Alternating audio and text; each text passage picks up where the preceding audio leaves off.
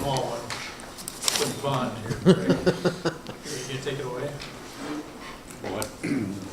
However you want to structure it. Take it away, Greg. Okay. All right.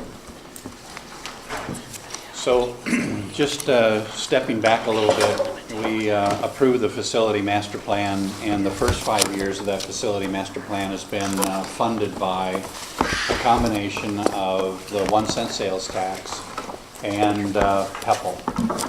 And I included in your board docs a document that has lots and lots of facts and figures and schedules and all of those kinds of things. It might not hurt to have that pulled up if you kind of want to follow along on a couple of different things. But overall, we had a 10-year facility master plan. We've gone through really the first 5 years, even though it's only been 3 years from a financing perspective. We've gone through 5 years of that facility master plan, and now we're looking at the facility master plan, which has always been a part of what we would call a referendum or going to the community for approval of a general obligation bond. So I included information in this packet about our current facility master plan, and I used all the current numbers that are in our current facility master plan. Now, we're going to talk to you a little bit about tonight, and Dwayne has put together a really comprehensive report on some possible changes or proposed modifications or adjustments to that facility master plan. None of those are factored into the model that you're looking at tonight. The numbers can all change, but the concepts will remain the same, okay? If you go to page 1 of the report that I gave you in your board docs, just wanted to reiterate that the save dollars that we have coming in, the 1 cent sales tax, go through 2029. But we've borrowed against that future in order to pay for all the current projects we have underway. We decided early on that the pay-go wasn't going to improve our facilities fast enough to keep up with instruction, inflation, and all of the things that we had to do. And so we borrowed against that future revenue stream. So that's been completed at this point in time, all right? Yes? So all that saved money to 2029 has been Spent. It's been committed. committed, okay. Now, if you remember, when we borrow against that, we don't borrow against the whole revenue stream. There's about 25% left over that we use as a cushion in case revenue comes in lower than projected, especially. But we've been experiencing revenue coming in higher than projected. So we actually have quite a cushion under the save that's not committed at this point in time. And so, just so you know, that fluff or flexibility is in there. So we're spending 75. 75%, so we've Right. got 25% cushion. That's correct.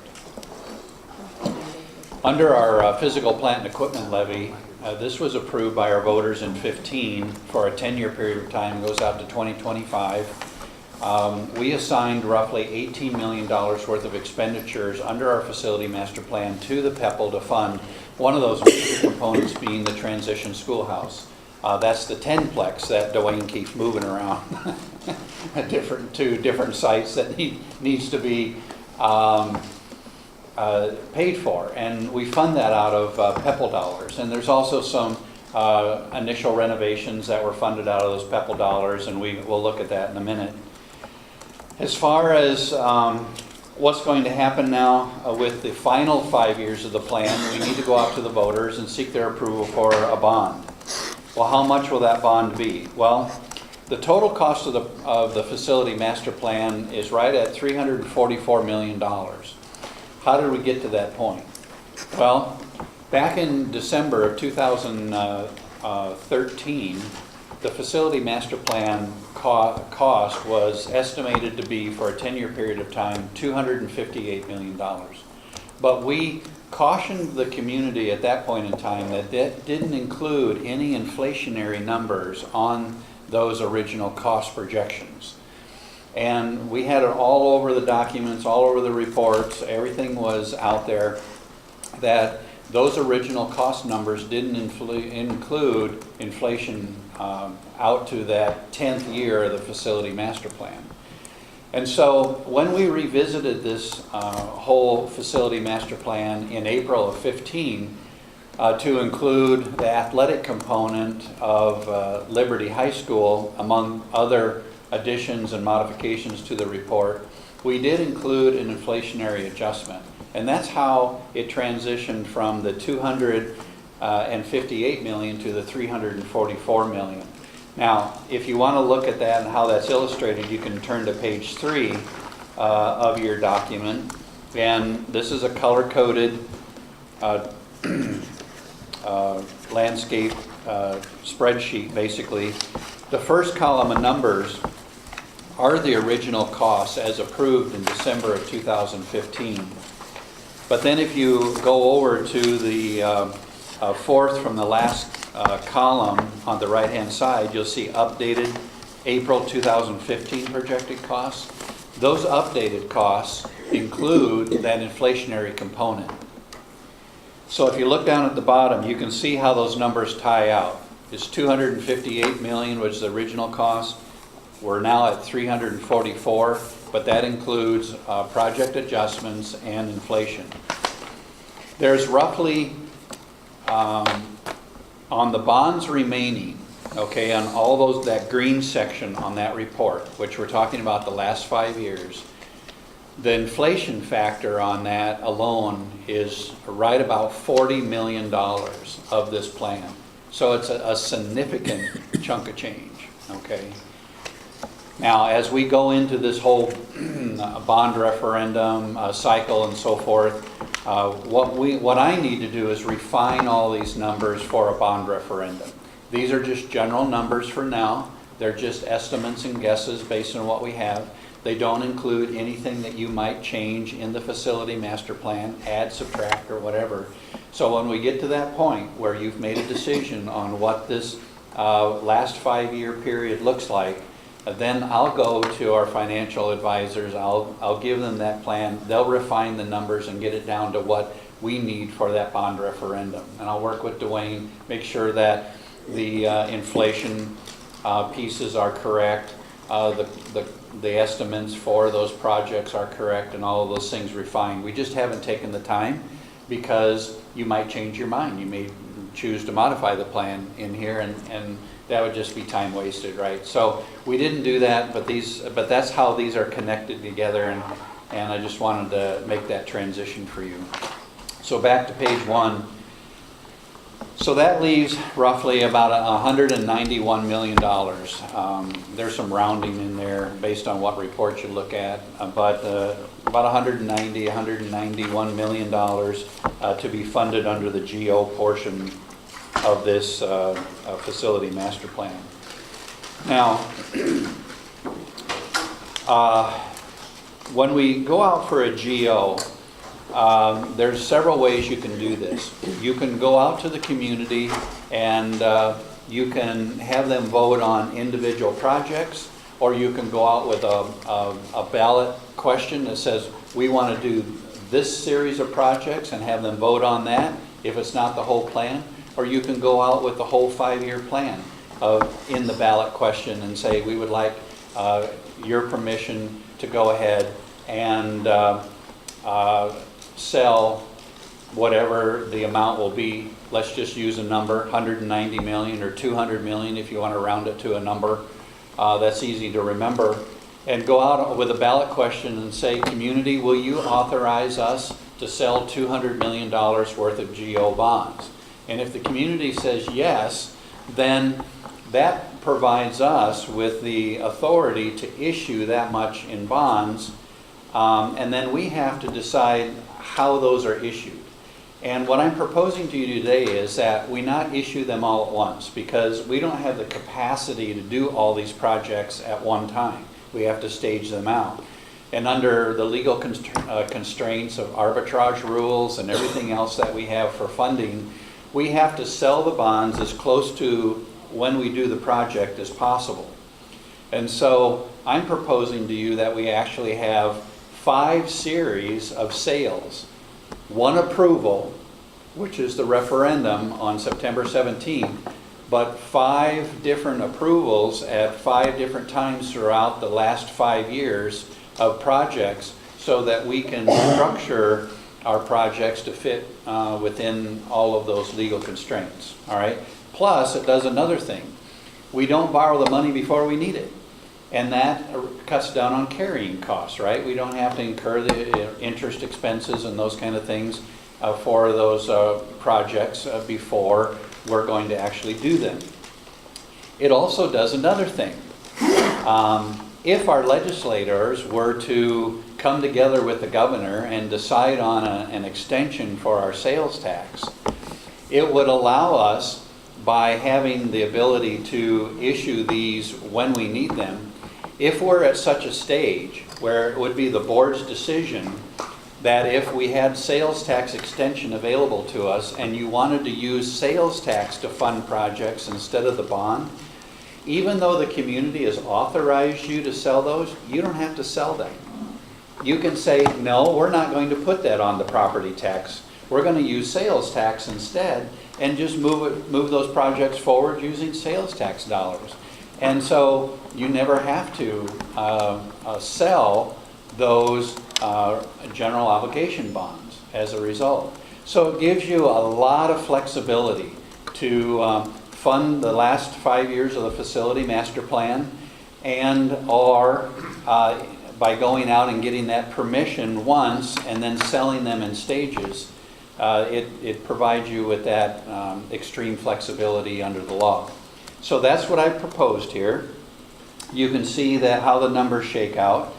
The total amount that we're looking at in item 7 on page 1 is, we're looking at, after all the bonds are sold, all 5 series, a maximum levy increase of $2.16 on our levy.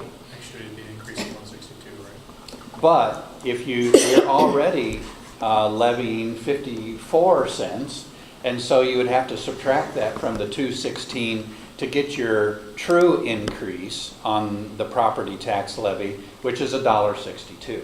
Not that I'm sensitive to increase by him, so. Fine. You're just trying to steal my thunder, right? No, I just- Okay, fine. So that's in item 7 on page 1, all Greg, I right? don't think this is in the package. I don't want to steal your thunder, but But the save capacity could be to the point where you can keep the tax rate flat. absolutely.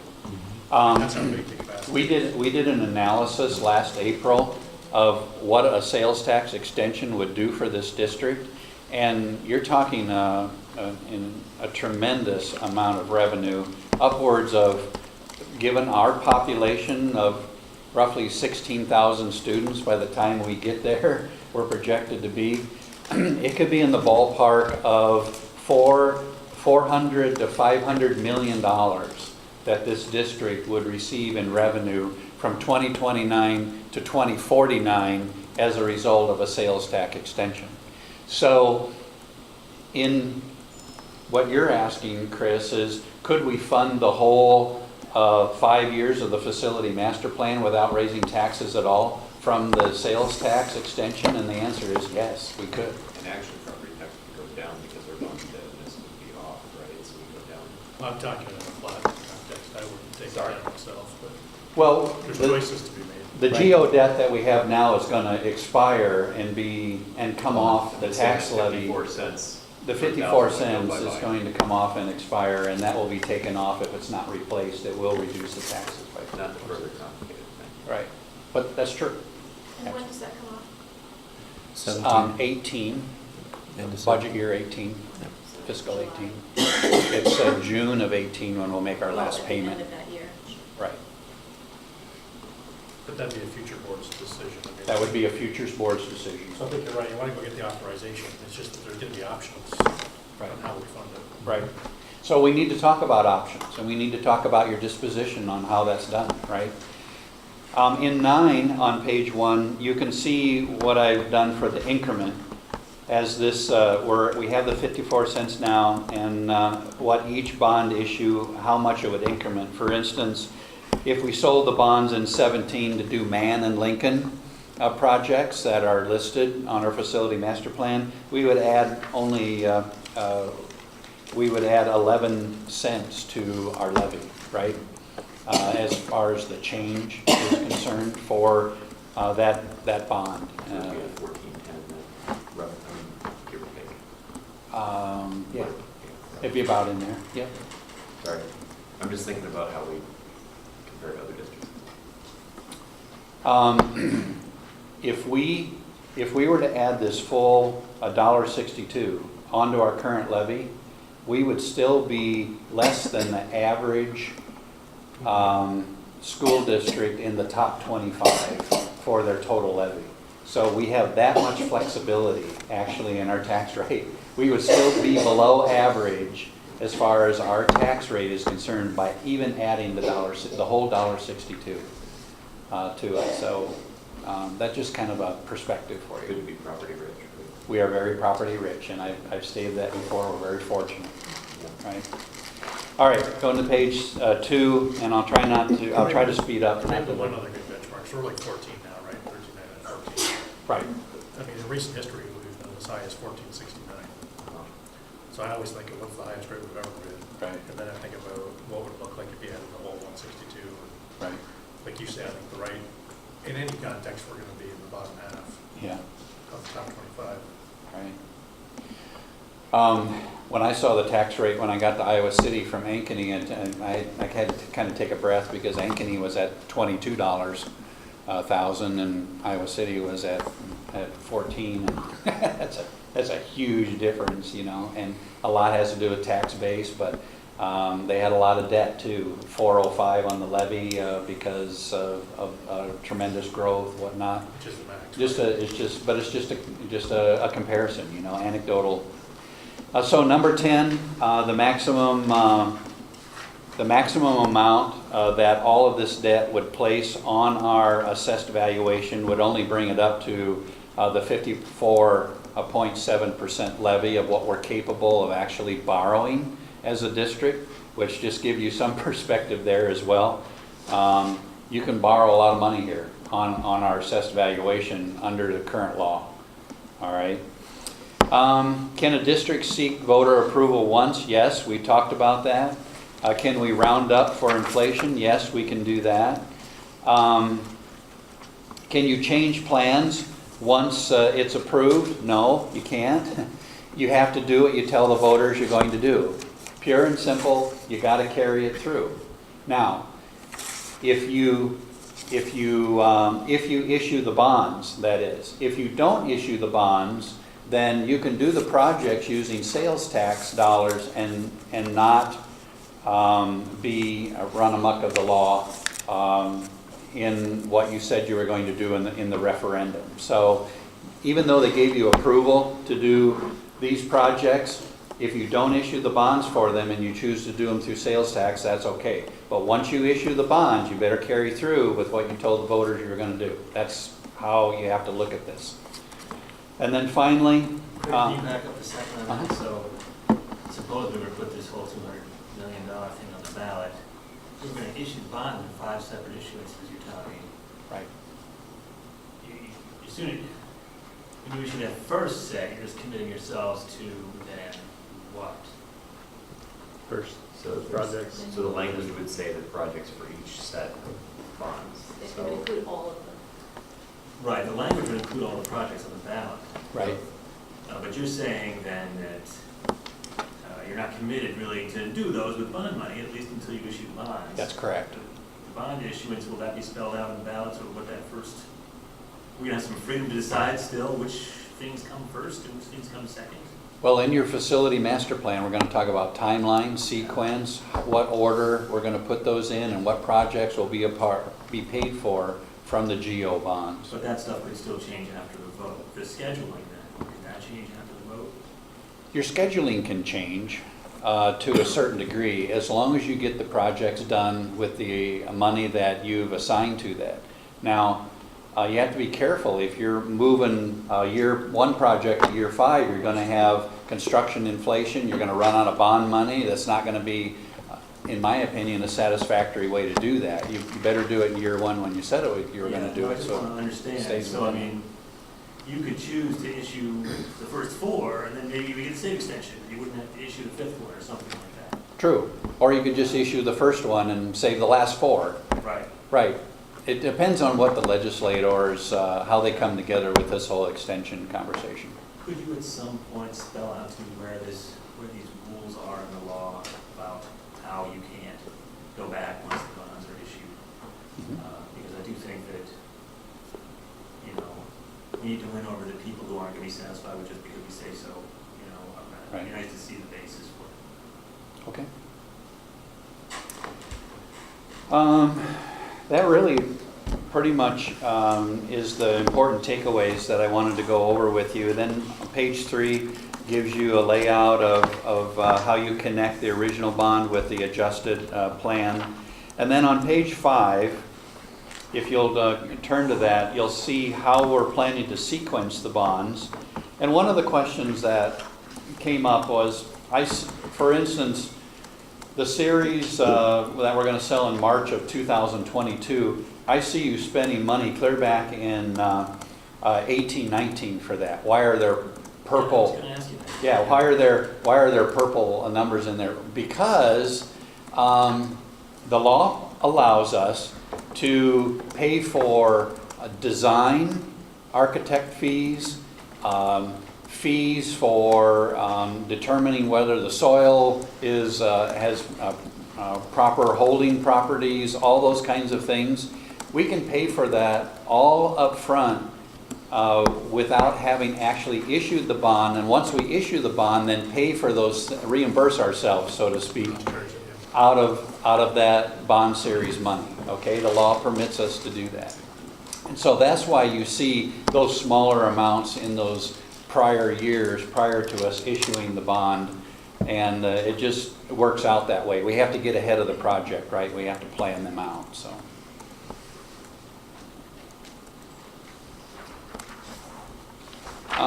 Then finally, on page 6, as we talk about the sequence, it wouldn't be right to leave the impression that we're only borrowing $190 million. We're actually borrowing $254 million because of interest costs.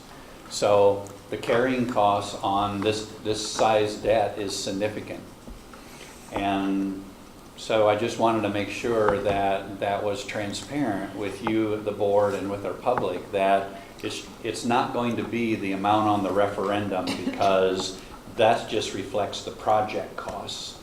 The total cost includes the projected interest that you'll be paying for out of the debt service, and we're estimating that at this point in time at another 50-some million dollars. Now, all that is speculation, because you do the interest rate at the time you sell the bonds, and I have no idea what that's going to be 5 years from now, right?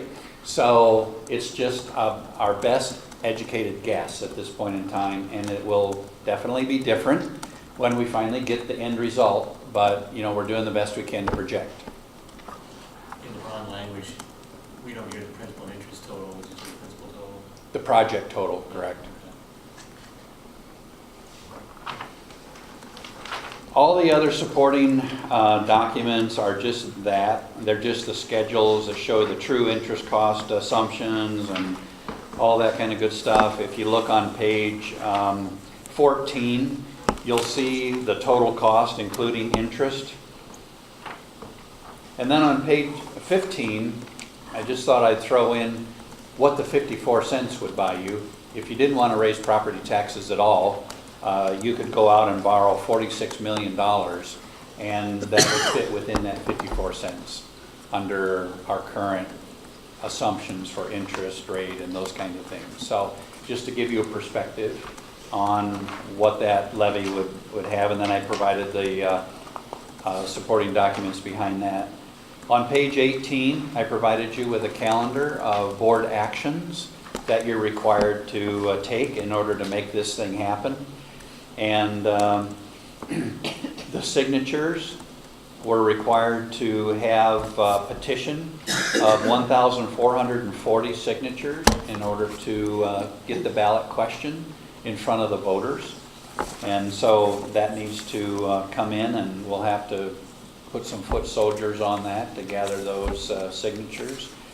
But this kind of goes through the step-by-step process of what you're required and what actions you're required to take and when you should take them in order to get this ballot question out there. And then the final pages on 19 through the end of the book, I just provide you with campaign do's and don'ts. And some of those are pretty good questions, you know. What can you advocate for, what can't you? Can you use school resources or can't you? And all of those kinds of things, and just a really good guide. And there's more of those kind of things out there. I just gave you a flavor of what is available. So that, in a nutshell, you have a comment? Just one, Mhm. that $1.62 or whatever it was, that's also built incrementally as you issue the bonds. Right. So I mean, that the public should know that too, that you build that, it didn't start on day one. Right, that's on the bottom of page 1 on section 9. It shows you the increment of what that $1.62 will be as those bond series are sold. Right, good point. So you answered a bunch. First, this was really well done. I thought it was very easy to read and understand. And I lost super cool colored charts, so I like that. You asked for those. It helps. But, so for me, I think, like, see, you answered a bunch. I think the reconciliation on page 3, I think I showed you my level of simple reconciliation, right? So Right. December 2013, it's this, and then 2015, it's this, and athletics has this, and then interest is this. To me, that would be. We can add that. I'd still, I think we should get the top 25 UAM tax rates out there Okay. now. Like if we get, you probably have it already, but next work session we could review that just so we have it. They're actually online. If you look in my budget document, I provide that as a part of my certified budget every year to help you compare those tax rates. So if you just go out to our certified budget for 16-17, you'll see the top 25 school districts and their current tax So rates. and I looked back and checked it, but just to, get it over there. And I'd like to better understand, I know you've said it and I trust you and all that good. Sure. But better understand the power of the save, 29 to 49. You brought that back to, like current day borrowing, just to help, because like Chris said, I'm sure people will trust our answer, but then they're going to want to see a little bit of background data, just how much borrowing we should bring forward. And then I think future boards are going to have to decide to what degree do you mortgage the save versus Right. just do a property tax, and the answer may be somewhere in between, but that's going to get decided in the future. I think it is powerful to understand you could do a tax rate neutral if you really wanted to with an extension. I'd be happy to provide that analysis. Straight up valley. Just to go back to that one question, I still just want to make sure I'm explaining it right to people. What I'm hearing is, once the vote is done, people voted for this thing. You can't take any of that money and spend it on anything that wasn't listed in the proposal at the beginning. Correct? You could drop projects, just never bond for them. You don't sell the bond for them. Correct. You can drop projects if you don't sell It's the just bond. authorizing. Right. At some future. But the board would then be the decider of it. Correct. Which is another advantage of having 5 plan series. Kind of breaks it up into Because doable they increments. need some things that are 5 years out. or- The state dollars come through next time or whatever, then we don't need the bond money, we use the state dollars and the tax doesn't go up, right? You just don't issue it, so the tax doesn't go up. I was also concerned about things that are just way out of timeline, and we're planning for them now, and I want to like commit to that. If 5 years from now, we find out, hey, we don't want to. Well, you heard Craig say it before, the university shuts down. Okay, that's probably unforeseeable, but if it does, and suddenly, all of a sudden, the changes occur, yeah, we don't have to move forward with that. So from that standpoint, those projects are laid out. You can do those. You don't have to do those. Question. If say, and maybe I missed it, I'm sorry, but if say were to get extended at maybe not, let's say the this year, let's say maybe 2 years or 3 years down, finally they figure out some common ground, and that's what we did there. And we were in a position where SAVE was extended to 2049, and we'd already issued one series of bond sale. So that we can use that with our current revenue purpose statement. We could use it. Yeah. State law. Hang on, It's not even our revenue purpose statement, that's state law for Okay. the sales tax. Okay, so we wouldn't need another RPS to be able That's to pay, okay. Yeah, so said another way, if the legislature didn't figure this out for 5 years, we could go geo-bond everything. Right. Mhm. Do the project. Assuming it's gonna be a tax rate, but then SAVE comes, we could go and fund it through SAVE and take the tax. You could rate. fund the whole debt service through Right. SAVE drop and everybody's drop the property tax down rate to right off. 62. As soon as they- But you don't have to go back for an RPS to do that. That's just what I It's wanna already make sure. authorized inside the That's what I same want to make statute. sure, is that we wouldn't have to go back to the voters to get it. How far would we have to go ahead and save to do what we want to do? If let's say it did get extended, we've already spent to 2029. How much goes to state, 25%. how much goes to water quality? You know, that's, Do you have Well, the any last, idea? well, the last governor's proposal was 3/8, 5/8. And under that scenario, we lost nearly 200 million of our roughly $500 million that was projected to be under that, right? So it depends on what they come up with. If we get the whole penny, we wouldn't have to have it extended too far out, honestly, because the size of the dollars that we receive are pretty significant. You're talking $25 million a year under those projected so probably half, enrollment levels and the amount per pupil at that level. So, about 2039 would get it for us, yeah. I don't if know. we got the whole penny. Well, if in your analysis, you think through that. Yeah, I mean, you're and gonna. I could have them do forward that. then. Steve, I want to make sure I understand what you just said earlier.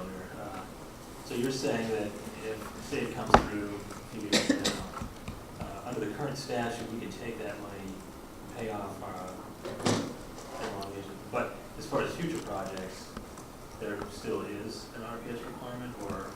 No, depending on that's, what they do? that's for our revenue purpose statements for our PEPAL expenditures. Oh, it's for the capital expenditures.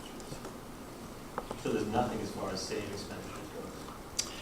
The current revenue purpose statement that you passed in February of 2013, that this community passed, we would have to see if the extension, and this is all Carries under it law, forward. right? Right. So if they required school districts to pass a new RPS, we would have to do that for the extension. Yeah.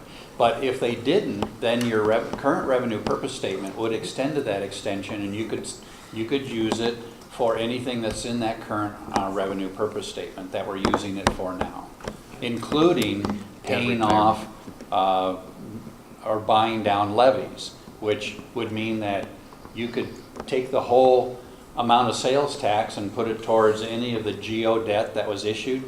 You can buy down your PEPAL levy. You can buy down any of those other levies that we have in place to the extent that you want to for the taxpayer. Okay, just, I want to make sure I'm totally understanding. So if the city could extend it tomorrow, Right. and do we then have to go out and get another RPS to do any of these things? Not if they don't require a new revenue purpose statement. If they do require it, then we would. But if they just extend what's there now, we wouldn't. Our So current our revenue RPS purpose statement. covers basically an indefinite period of time. As long as the legislation remains in effect. Right. It was a very broad definition of a revenue purpose statement, if you remember. That was part of the community conversation at the time. But it is broad, and so it covers a great deal of, has a great deal of flexibility in it.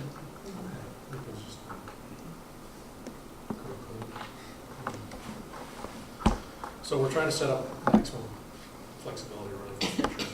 Right. That sounds great. It's the first time I've sure says the current 54 cents that we're paying it goes to June 30th, 2018. Correct. I'm just trying to figure out, I'm was just trying to do the math of when we start working on the bond and when that comes around, when it's the 11 cents kick in. If we do the sections and there's an increase of 11 cents and then, the additional up to the 216 or whatever, when would the 11 cents, that 65 cents, I guess, total kick in for the next? I probably missed it, it was probably in. Right, you were selling the bond in 17. December As 17. it's listed here, but that wouldn't be in, you wouldn't actually have a debt service levy against that until the following budget year. Okay. So that would be your fiscal 18 budget. Fiscal which is 18 as in. Which is the July last 1. payment of the current bonds that we have. Okay, so the 54 would technically end Mhm. on the 30th, and then it would go to 65 the next day. Is that right? Okay, let's make sure my fiscal years and regular years are Yep. together, so they get confused. Right, anything else on this one tonight? Looks like you have a few things you want to go through here, so. Yeah, so in 13, there was the process of putting the first facility master plan in place. 15, Oh, sorry, yep, we're switching gears. Are we good with that? Moving on to the next topic then, facility master. So 15, we revisited that. We know we're going to revisit it in 17. One of the things that happened in 2015 was a request by the board to say, given changes that have taken place in the district growth in terms of both the actual growth that happened between 13 and 15 and projected growth from 15 and beyond, were there things that the administrative team recommended that the board consider as they looked at changes to the facility master plan at that time? Knowing that you are going to take a look at that again at the end of the calendar year here in December and then into January and make some changes to it for 17. Knowing that we're going to go through the community engagement process here for the next couple months, including some technology-based and in-person engagement. We wanted you to get some information up front from us. And it's composed of a couple of different things. It's composed of what has happened, 13 to 17, what we project based on the current demographic projections, 17 and beyond, some lessons learned in building new schools, and some lessons learned in remodeling current facilities. So we went through and we looked at it facility by facility, and I'm going to let Dwayne go through it in detail. But these are some things for you to consider.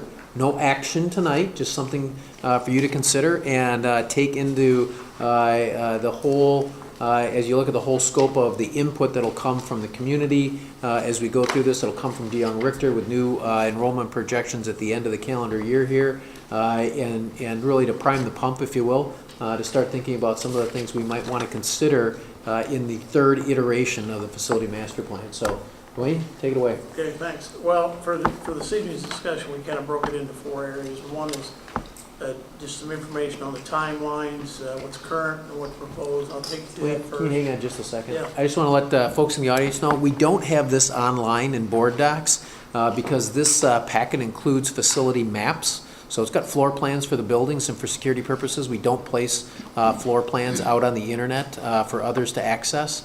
So you won't actually be able to access this document off a board doc. So just sorry, I wanted to No clarify problem. So we'll take you through those timelines real quick, and then some individual project scopes that we're proposing to be revised, and then some additional projects, and then finish up with a little discussion about land acquisition. So the lessons that we learned that Steve pointed out, I think were pretty valuable. They all impact the plan. The updated enrollments, the building capacity, demographic studies, the desired classroom sizes by our teachers and our administration, our building capacities, the weighted the RAM, weighted resource allocation model affects the facility master plan.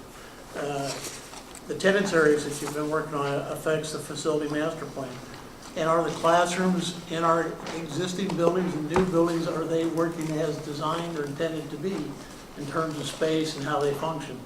And the other thing is the community desire, the things we've learned the last 4 years, is that there's a lot of desire for additional preschool rooms, for lower class sizes. There's a desire to have some equity between the buildings. So you heard that. And maybe just a note, Diane shared with us today that there were 350 kids that started kindergarten this year without preschool. And that's due in large part to the fact that we don't have enough room in our preschools to place those kids. Yeah. So they don't have that opportunity because we are unable to create that for them because we're just simply that short of space. So I think the bottom line is there's a lot of outside influences pushing on this, on our facility master plan. Let's do this, let's do that, you know, to accommodate all this. A challenge at best. Well, I think we've done okay.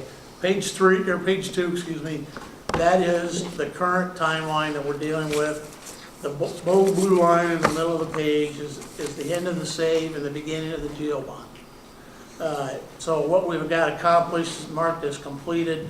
We've actually completed in the project over $40 million, almost $41 million in projects, and we have $67 million in construction and $20 million in design for a total of about $130 million. So that's what's represented above the blue line. So these are the timelines. These are the project budgets in chronological order as we keep ticking through. And so far we've done pretty well. We're on time, on budget, and we just keep things rolling. Obviously the funding is the big question. Page 3 is the one that should probably interest most people. We did, as Steve suggested, we went through every floor plan, every building. I went through every site plan, went through every project in the last month or two, and said, you know, we need to make some changes in the plan that benefit the district. Probably the first one you notice is if you go down the page is North Liberty Elementary School and the road development for that school. That's an additional project.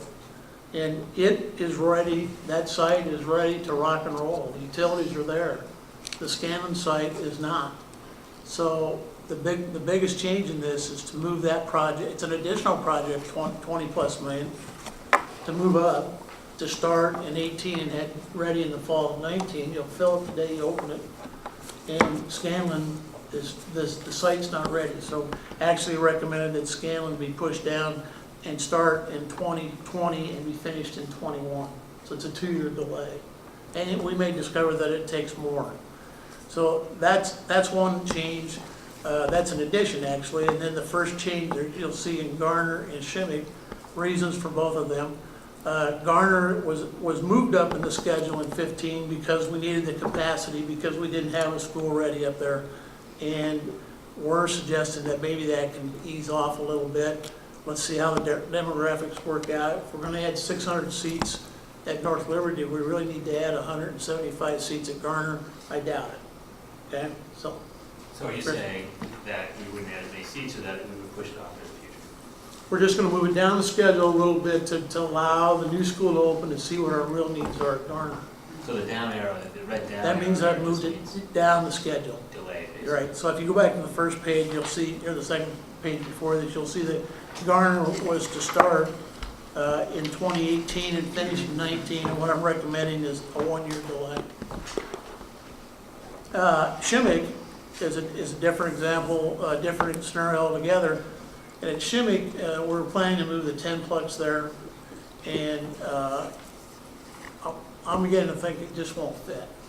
It's a big structure, and getting it on the site, because of where we want to build the future additions at Shimmick and Jim, which we'll talk about in a little bit, and the narrowness of the streets and the access, I think what we need to do at Shimmick is extend the schedule. I didn't delay it, I extended it and made it a year longer so that the work could be done over the summer months instead of during the school year. So it would be more fragmented and more, the phasing would be more distinct, but I think we can do that. The building's already air conditioned. We're going to improve that, but we can have the existing system as we add the new system alongside of it, and when the new system's up and running, the old system can come down. But we can do that over the summer months. So I'm thinking that is a real possibility at Shimmick. We just extend this schedule, pick up an extra year, an extra school, summer, and it just needs to be lengthened. Does that take 2 years instead of 1 year? Yes. Okay. Well, actually, 2.5 years. 3 summers. 3 summers. 3 summers, Yeah. so they say. So the red down arrow, That just means it doesn't correspond with necessarily the number, the price going down. That was going No, up. that's a schedule indication there. These are all, this is all the effect of the schedule.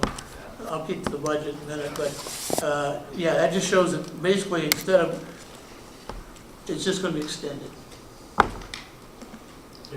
Grand Elementary, that's when that was at the Scanlon, that we moved down the schedule. Trek, you see with an up arrow, and the reason for that is that at that point in 2021, every classroom in the district will be air conditioned, except for Trek. Yeah. So I thought, in all fairness to the students that are Trek, and there's less than 200 of them, but in all fairness, they need to have the air conditioning as well. And if we're going to keep that building, which may be another decision for another day, this needs to be moved up so that at that point, we're air conditioned 100%. So that's the reason behind that. Borlaug, we added some scope there. I'll come back to that later, and we moved it up the schedule a little bit. And the reason I did that was to accommodate the bottom four and getting the work done. The bottom four, you're going to look at them and say, these are projects we've already done. And you're right, they are. Except that we've determined that at Alexander, we added 4 classrooms this summer just to accommodate the lower class size. We have 2 common areas we converted, and we have 2 modular classrooms. So the plan would be to go ahead and add 4 classrooms. That building's been designed to be added on to. So let's go ahead and put it back on, do an addition as part of this overall master plan. Hills, if we're gonna finish Hills, let's finish Hills, okay? I mean, it's an unfinished building. The board made that conscious decision in 2013, in December of 2013, to just do the mandatory code updates, and that's what we've done. But they're in need of more classrooms. We just set 2 temporary, or actually two duplexes. There's Right. 4 classrooms. temporary classrooms there. Their gym is totally inadequate. There are a lot of things that need to be done at Hills. So I put it on there for discussion. If we're gonna do it, it's gonna take $3 million to finish it and do it right. Coralville Central, if you recall, when we brought that plan to you, we didn't have enough dollars in the budget to do all the scope work we wanted to do, and that was that front entrance, to make it more secure, and to improve the office layout and the security of that building, so this would be a small project for that. And at Van Allen, I'll show you when we get to the plan, we'll get to it in a second, but there's a real design inadequacy in that building, and I'll show it to you when we get to that drawing.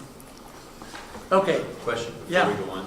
Is it possible, Steve, to get the first 3 pages in board docs? Oh, yeah. I'll just take all the drawings out, put the entire document. Right, because when we get to the next page, we get into the schematics. Right, The floor plan. And I can pull those out and just post them.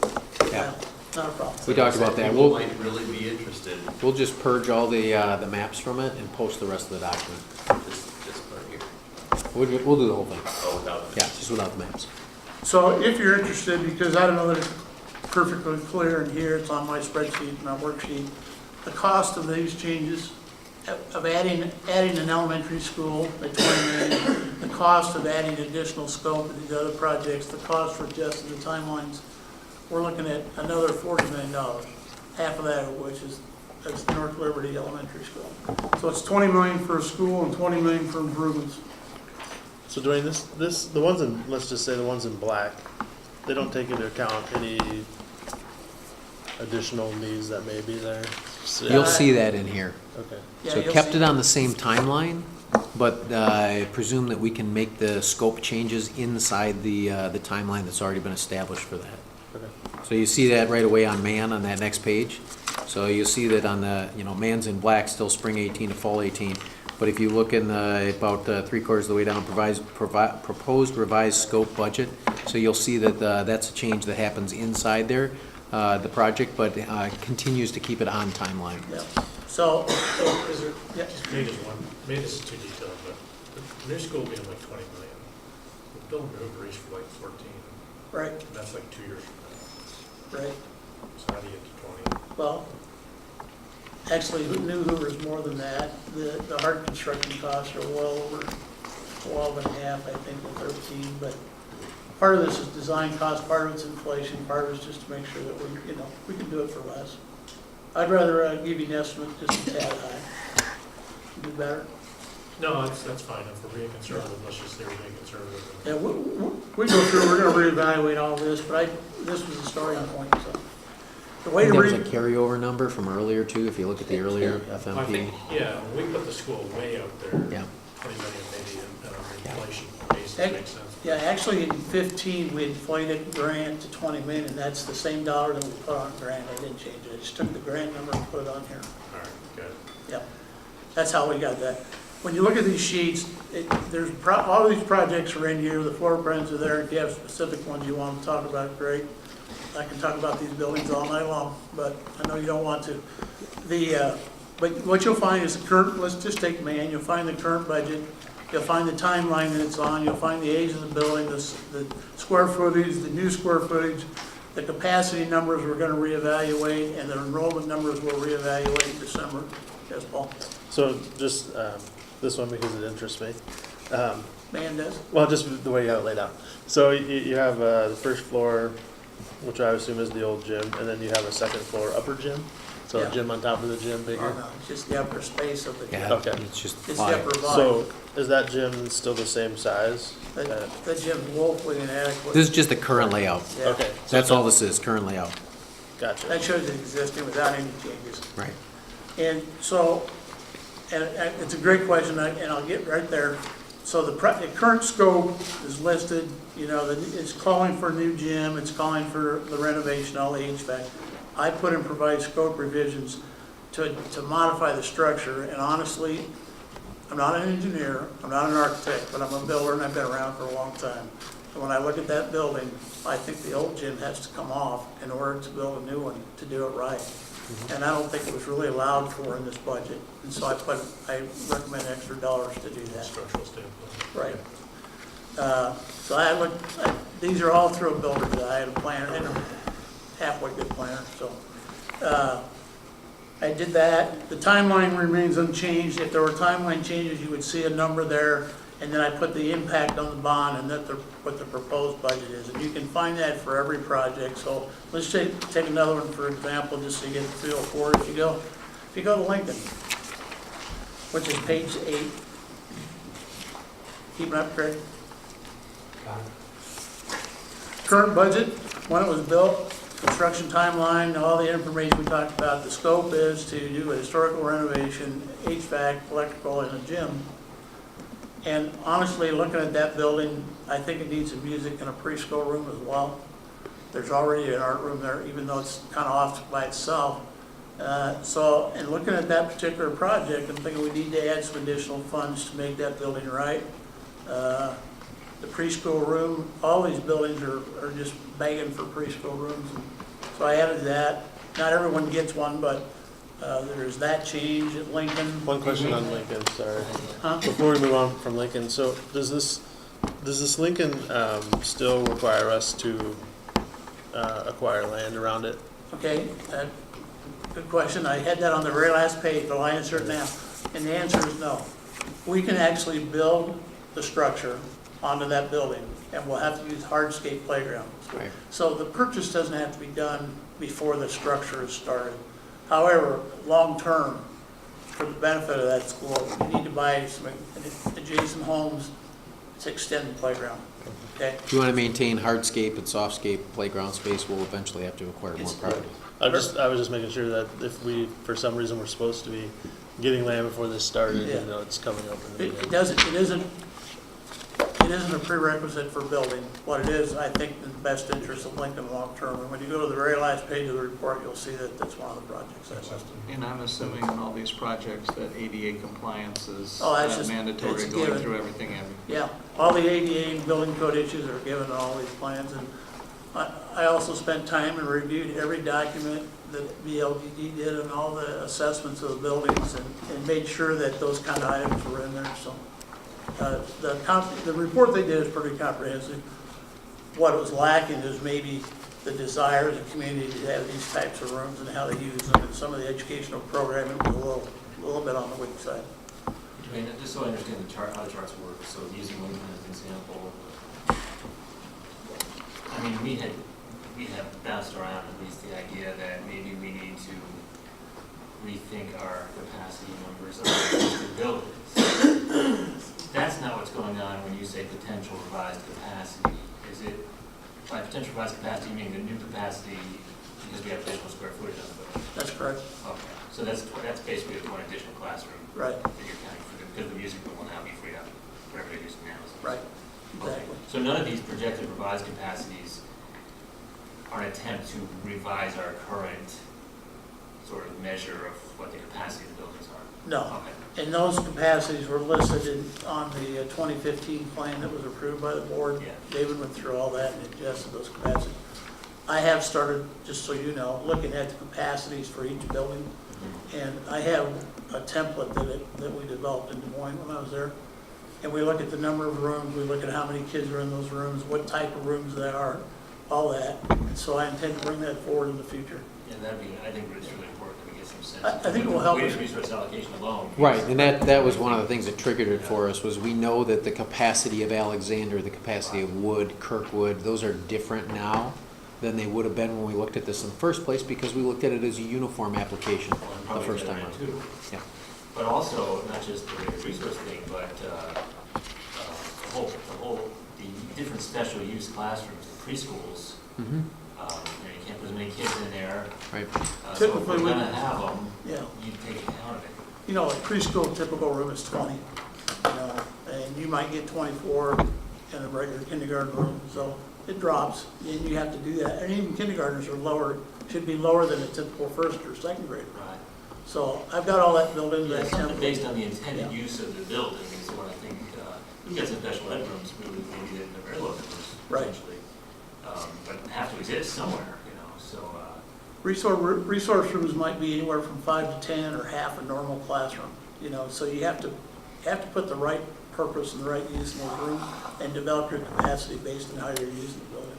plus even for, I don't know how we can do this, but I know you can't just ignore the existence of preschoolers when we're projecting enrollment.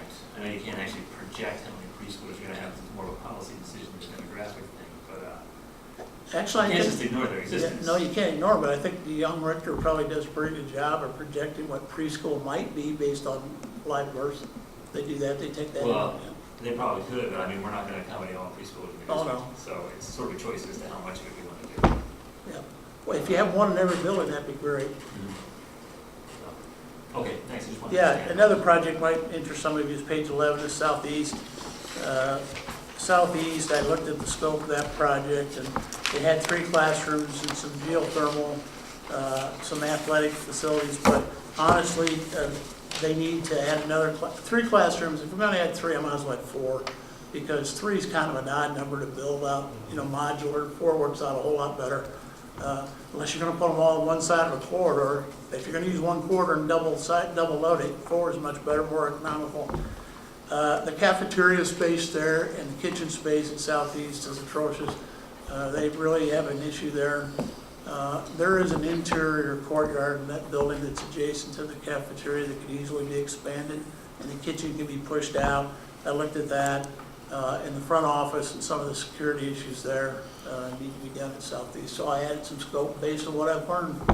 You know, Yeah, and that's a great example of learning, because simply building classrooms onto a school, if you don't have enough common space to accommodate the kids, can work, but what you wind up with is at Southeast 4 shifts of lunch. Some kids eating really early, some kids eating really late. So we've got some schools that have they're built so that we can put additions on them, and we can certainly add just classrooms, but adding just classrooms then can really tax specials classrooms, art and music. It can tax PE space, it can tax the cafeteria and kitchen space, and so those are some of those learnings that you'll see throughout this as you look at some of the proposals that we've made for you to consider as we do the next iteration of this. And this is like what we talked about at the, board table last time, like Liberty being overcrowded is a little bit different because they have the common Sure. areas to support that, where a school like Southeast may not. Yeah, that's a Well, great, now, great example. Here where it says projected enrollment, that must be under the current boundary as opposed to, Yeah, Sure. that was Yep. right. okay. Yeah. Okay, I'm gonna give you another really good example here, and I'm gonna skip ahead and back up to Garner, but I'm gonna go to Van Allen, and that's on page 47. And I want the floor plan, please. Okay, if you don't mind, I'll just point. This, here's the cafeteria at Van Allen. That'll move one. The cafeteria at Van Allen. Is that, yes. And the kitchen, see that little square right there? That's the kitchen. And it's half the size of the kitchen at Garner. But Van Allen was done first, and they added all these before and after school storage areas right here. And at Garner, they put them up here. And then they made the kitchen like that. So at Van Allen, they have to roll all the food carts and things out into the cafeteria, which takes away from the already undersized cafeteria. And it's a management nightmare. And at Garner, they can walk through the kitchen. So there's a total difference. Same architect, same basic design, but in my mind, and I'll say it out loud, it was a flaw in the design, okay? And they corrected it later. Now, the other flaw in those new buildings, I think, are the size of the music and art room and the location of the music and the art room. Very noisy areas, right in the heart of the building. They're undersized, and what I've learned since I've been here, and frankly, I have to be honest with you, I was surprised, is that the music and art rooms are undersized in our elementary schools. They need to be 12 to 1,500 square feet. Those two rooms right there are actually smaller than some of the classrooms, and yet they do music and art in those rooms, okay? So, if you go back to Garner, which is page 14, and just maybe go on to 15.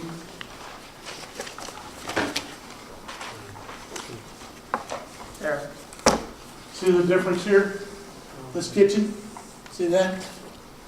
Same using art, but the kitchen layout is much better, it functions.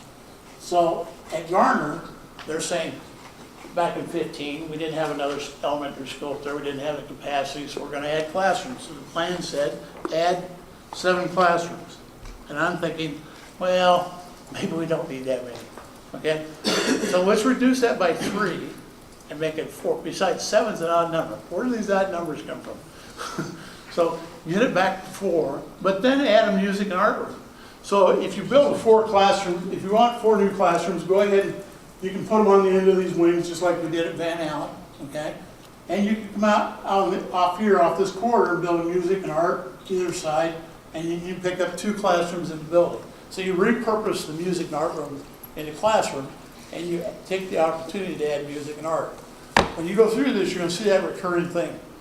When there's 2 classroom additions, I say, hey, up the budget just a little bit, build music and art the way they should be, and repurpose the classrooms. You're going to have a much happier community.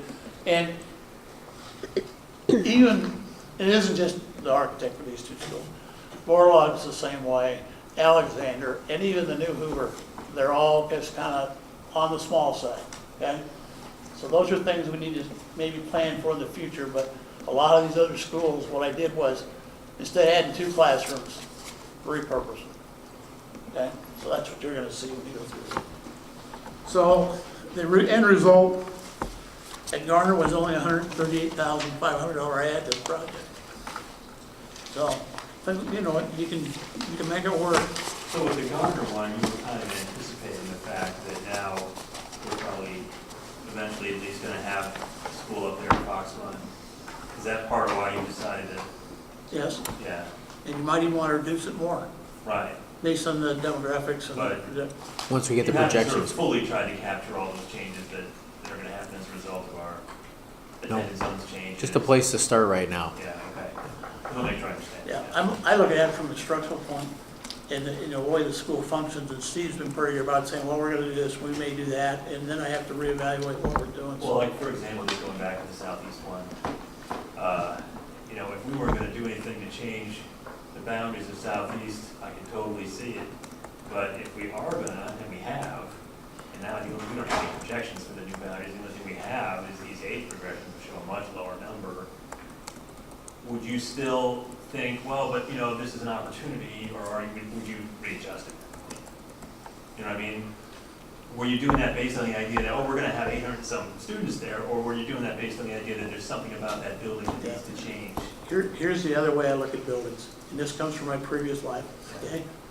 To me, most elementary schools run on sections. If you have 3 classes of first graders, second, third, fourth, and sixth, then you have 4 classes in kindergarten, and you might have 1 preschool. So we need to look at these buildings in that way, okay? But if an odd number of rooms, you need 1 bonus room, You always need a bonus room. And if it's a 3-section school, it's 3 per grade, 1 extra kindergarten room, and 1 preschool room. And before I'm done, when I get through my template, I will say to you, this has one too many rooms, or you need 3 more rooms to make it a full 3-section school.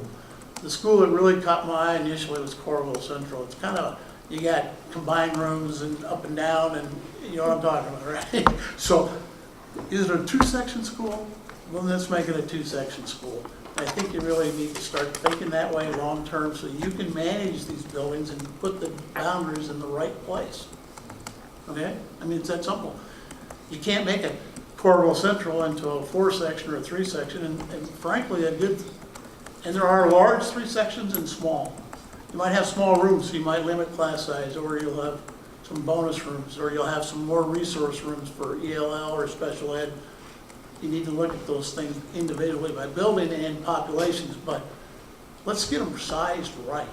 And this is the opportunity to do that. And before I'm done, I'll give you whatever advice I have, and then it's your choice. It's different though at the junior high level, right? Because it doesn't work the same way with. Well, junior high, it's not sectioned so much as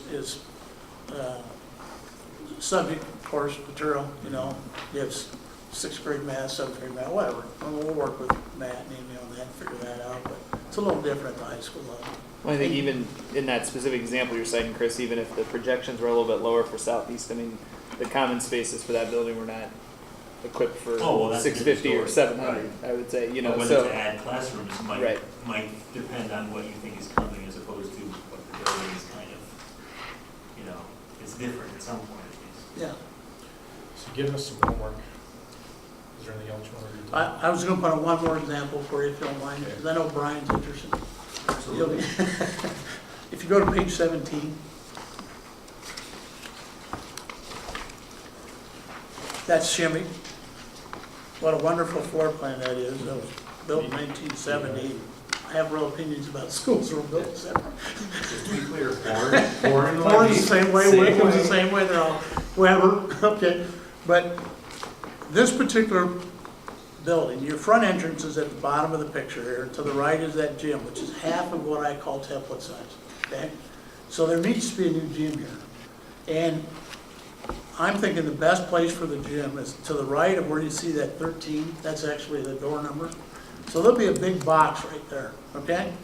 But the other issue at Shimmick is, if you look at the back, there is a preschool, room number 9, see that?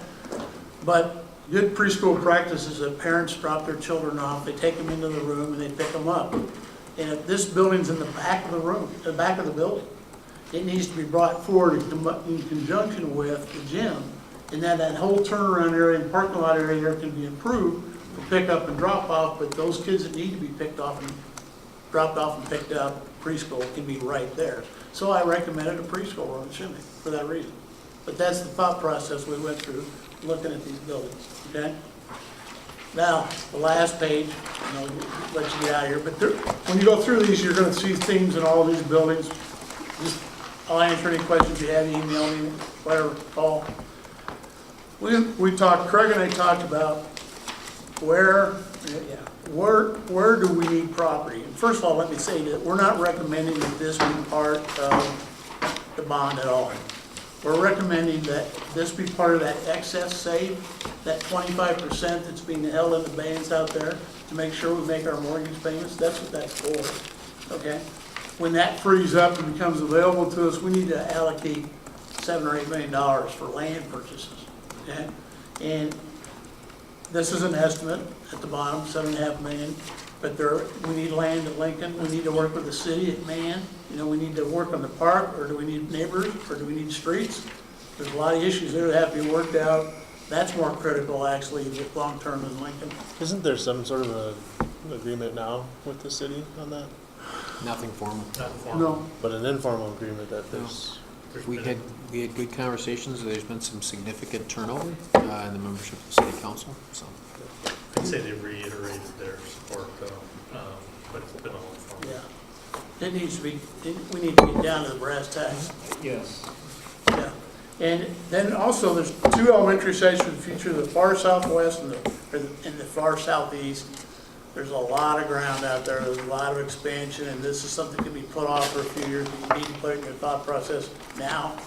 Buying 40 acres now is gonna be a whole lot cheaper than 10 years from now, okay? And city highs, or the junior high, we're thinking that maybe someday you're gonna need a junior high site, and what I've learned since I've been here, because I suggested that we go to 7, 8, or 6, 7, 8 at the junior highs, and I got big pushback from the community saying, no, we don't want that many kids in these schools. All right, well, if you want to keep the numbers down, you're going to need another building, which messes with your 3-school feeder pattern. But you need to think about it long term. And then the fourth one, city high, this is a long-term deal, but over the next few years, if you're committed to it, every one of those houses will come up for sale in the next 10, 15, 20 years that are south of the school. And you start buying the properties one at a time. And you don't push anybody out. You don't encourage anybody to leave or stay. Just when they go up for sale, you buy them. And you start collecting properties so you can move a parking lot in here, you can expand the building. And so it's just a thought, purely a thought. Yeah. Dwayne, I have a couple of questions. Yeah. I don't see anything in here on North Central. Excuse me? I don't see anything in the packet on North Central Junior High. I didn't recommend any changes to the plan. Okay, how big is the common area there? You mean the common area? Whatever you're referring to when you're saying common areas with secondary schools, how Oh, many you mean students music is and that art one? and all that? I think we were talking about common core type of I think classes. it's by talking like cafeteria, gym space. It is in the plan to expand the cafeteria and the media center, because the media center's on top of the cafeteria, bumping that wall up. So how much is it currently? How much is it built for currently? The number of students, oh, 500 maybe. Okay, well, I would say that that's a real issue. Yeah. Because if that's an issue in one junior high, it should be an issue in every junior high where there's overcrowding. So I would encourage us to look at that. Okay. And maybe moving that up in the scope of projects. And my second question is, and this is something I've brought up before, but, and it's an FMP, more of a theoretical question, but in North Liberty, since our schools are so close together, one thought that I've had in the past is to have more efficiency, is to have a preschool building and then convert those pre-K rooms that are in the buildings to these other rooms that you want to switch them to in Garner and in Van Allen. I had talked to Steve about that. He had said that we've got land where that could be done in North Liberty. I just want to throw that out there, that there would be some efficiencies in doing that. Yeah. Can I share my radical idea? No. Take care of that right now. It's 8:45. Yeah, that actually, there's a lot of efficiencies to running a pre-K building, and we've actually talked about there are advantages to considering different places in the district just because of the transition issues that people have. If you work downtown, you're not going to want to drive to North Liberty, so we might need a pre-K center up there, pre-K center down here. And we've got some existing facilities that could serve that capacity if we were to move out and do some changes to the plan and add new facilities in other places in order to take advantage of some of the space we have right now. Just like some of the other things that we proposed in here, that tips over some dominoes. But that's definitely something to look at. And that's really why we wanted to put this in your hands today, because there's a lot of ideas like that, whether it's adding 6th grade, and that's as far as you're going off the reservation today, to the junior highs, or building a pre-K center, or one of those other things. There are opportunities like that I think we ought to take into consideration as we move to December.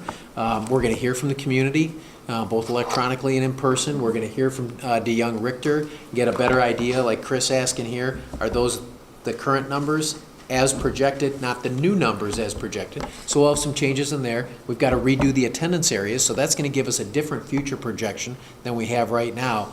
Let's take all that and put it together, and I guess I would encourage us as we look forward, to head out beyond the fence line to where Dwayne's at and some of the things that he's talking about, and think about how we're set now, but what opportunities we might have moving forward.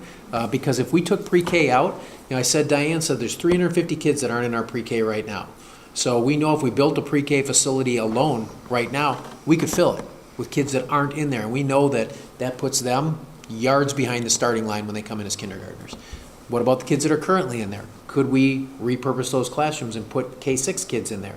Yes, that would change some of the things that we're asking for in here. So I think that's the conversation we need to have between now and December, because one of the things, and Craig said this when we started out, the difference between the work that we're doing right now and the work that we're proposing doing in the future is we've got the ability now to take a look at what we're doing and say, we'd like to change it. And we can do that. Once we pass the bond, can't do that. Now we're locked into doing the things that we said we're gonna do. So not that we weren't incredibly planful about the work that we put up on the board there, but we knew there was some wiggle space in there. This is not gonna give us that kind of wiggle room, so we wanna make sure that we're very, very deliberate about it, and we set it up so that it's gonna take care of those things and those dominoes are all in place. 2 non-radical comments. And there's many things I like about the preschool idea, but one thing that I think that we struggle with in this is students fleeing to other districts. Yeah. And particularly in North Liberty, with Clear Creek, Amana being so close, if we can lock them in, so to speak, Sure. in preschool, maybe we would Brand have less loyalty. of that. Oh, yeah. At There's Van lots Allen- of reasons. At Van Allen, just before you got here, we finished a 4-classroom addition. 2 of them are preschool. Okay, so I mean, they're set up for it on the east end of that building. The And I other saw two- you wanted to add an art and music room, but those could just be, Those could be converted. And so same thing at Van Allen, you'll see that reoccurring thing. And the other thing I wanted to say was, in the plan for North Central, it calls for 11 more classrooms. I mean, that's in there right now. Are we- Well, Dwayne, isn't the cafeteria in there? The Cafeteria, bigger library cafeteria are is in there, I expanded, think, or in there. already in the plan. But the other She just support wants to areas move like family, consumer To move it up. science, and industrial technology, those are pretty good spaces at North Central. And Jane was the principal there for many years, so would you agree? Yeah. So I think it's, the cafeteria will definitely have to go out, bump out if we're gonna add 11 classrooms. And you know, all those kids we've been growing these new elementary schools, and they're gonna go to junior high eventually, and they gotta have someplace to go, so. It's, So I'm glad to hear the emphasis on increasing size and space for art and music at the elementary level, and we appreciate music in our district, and we've done great things to improve it at our secondary level, but I don't want us to ever lose track of the fact that the career and technical really got devastated, and I would hope that recognize this as an opportunity to kind of bring it back in. We had our student representative tonight at one of the schools talk about the makerspace and everything like that. I would argue that, you know, the space at Northwest is sufficient, no. And you know, when you're working in industrial arts type classrooms, you can't have 30 kids around a table saw. That space is definitely necessary for safety and other things. So. yeah, and you know, you're preaching to the choir, because I taught building trades for 5 years. Well, But- like I so say, I- I'm glad that I'm preaching to the choir, but let's But let me tell you, let's sing the same song and we're making a good effort at North Liberty. We have 2 project lead-away rooms, it's kind of, you know, semi-associated with it. And we're adding a wood shop, okay, at North Liberty, which a lot of new high schools don't even include in their plans. So I think we made, and there's one other area, that maker space, we had 3 computer labs, and we're talking about flipping one into that.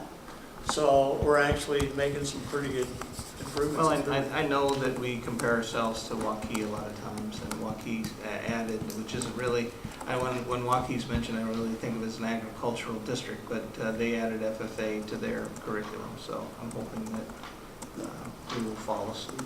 So it's my hope that you'll study these, go through them, come up with some more ideas, and we'll keep working on this end.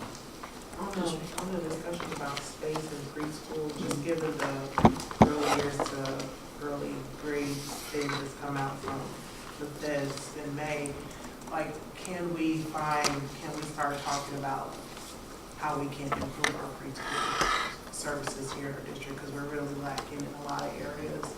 With the half preschools are really, it's pretty kind of devastating for our low-income families. But then it's like, where do I put my kids the other way? Yep. And then our community.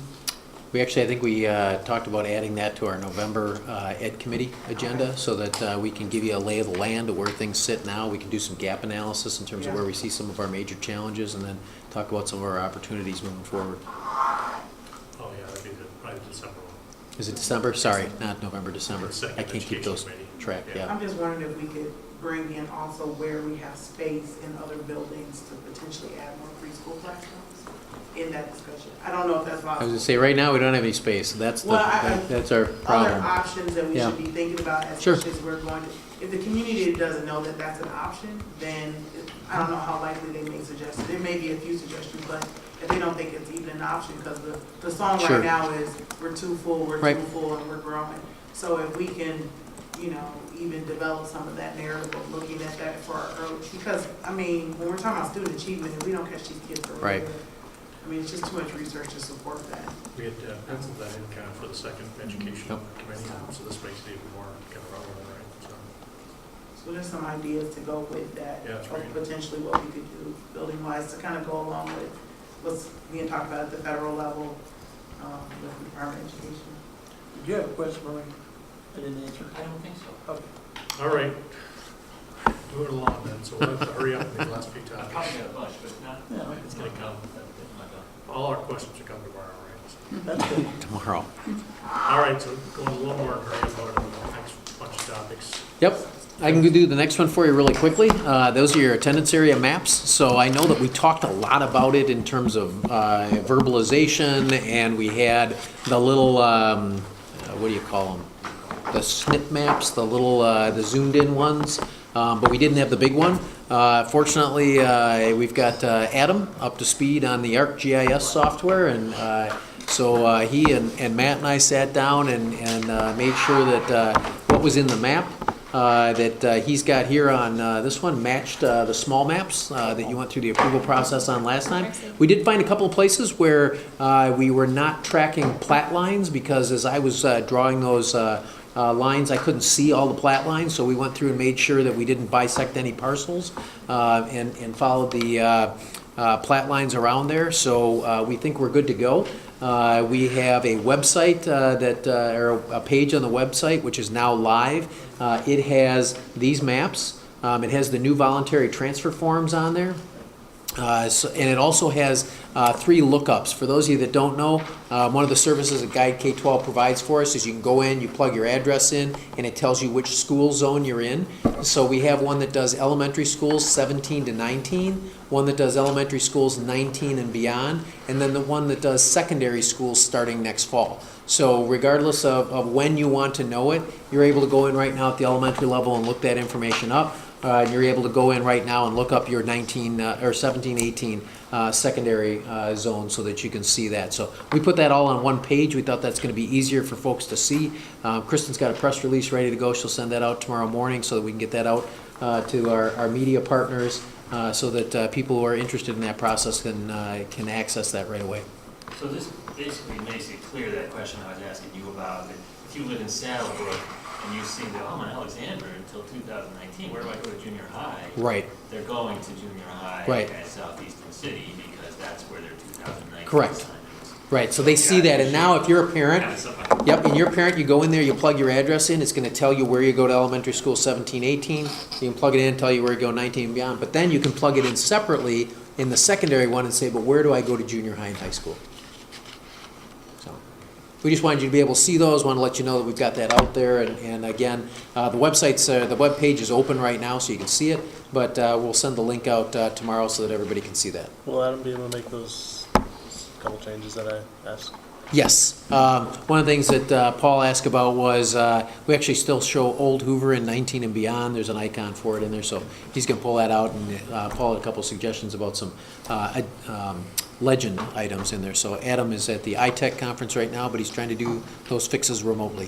You know, as we're talking about that, I noticed on the secondary map, it no longer has Kirkwood in a crosshatched, you know, to represent that they have options at the junior high level, or Alexander now has the same options. So is that something that should be on that? We did those based on the, and part of it was feedback we were getting from people who were confused about what that meant. So what we elected to do was draw those maps with their high school placements.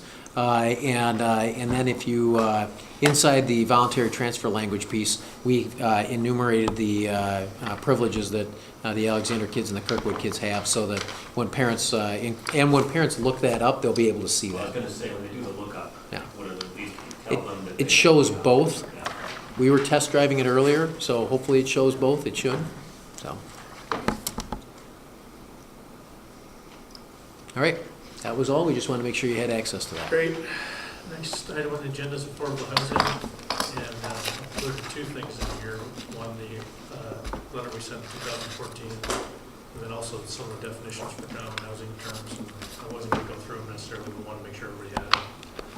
And because one of the things we found when we started working affordable housing, everybody was using a different definition. You'd think you're talking the same thing, you weren't. So it's one of the things the affordable housing committee's worked on. I'd like to send a note to the cities again, just reaffirming our support for diverse neighborhoods and affordable housing, but then also I think all of our municipal partners are making progress, some more than others, but they're all making progress on affordable housing, and just say thank you for all your efforts. So now I can just go write that, and you know me, I'm going to keep it pretty simple. I'm not going to use a lot of big words, so I don't. We can come back and look at it, or you can just say, hey, you're good to go, and go forth. You know, I think with our joint entities quarterly meeting, you know, we always do a good job of affirming it in person, but I don't think it's a bad idea to have it on paper. Well, just so you know, this is, Partly it's been 2 years. yeah, and by the way, I brought this up in the last affordable housing meeting, just said, do you think this would be help or not? Because if it's not help, I won't do it. But people thought, yeah, I mean, you're about 2 years away, it's always good nice to say thank you. And that would be the intent, really, is thank you for the momentum. Because again, and remember, this letter was the catalyst for this affordable housing committee, and we've actually kept it going for over 2 years with all the parties participating. Right. It's actually been pretty useful, so. What would you think about just throwing the revision on the consent calendar so that we can see where Yeah. we're at? I can always see, please. I think sending a draft for information is no problem. Good. Anything else on that one? School board conventions and training. Again, most people probably saw this on email, but you know, sometimes email gets lost in the shuffle. So there's a few things coming up. The Iowa School Board Association, I think they're actually going to be in this room, I think. I think they are. Is that where they're going to be, the training session? Yeah. So on October 22nd, 27th, there's some pretty good training on whose job is it anyway. I think we did this a long time ago, but this was very good. Good training. I don't know if anybody had thought about attending, maybe bringing back the learnings.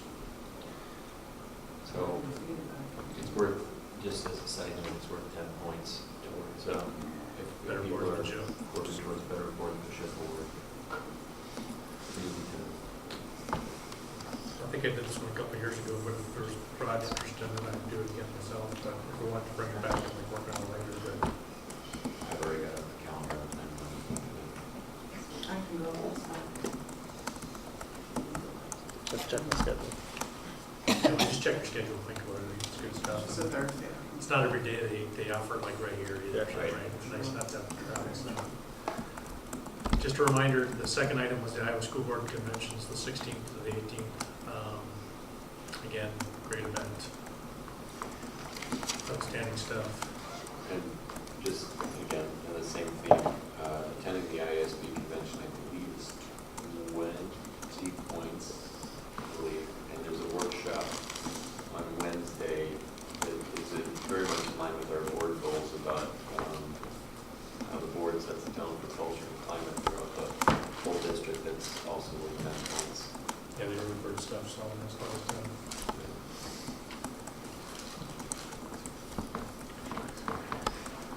And then Lori was thinking about, there's the NASBE. So I think this is, it's a little different. The School Board Association convention is in like Denver.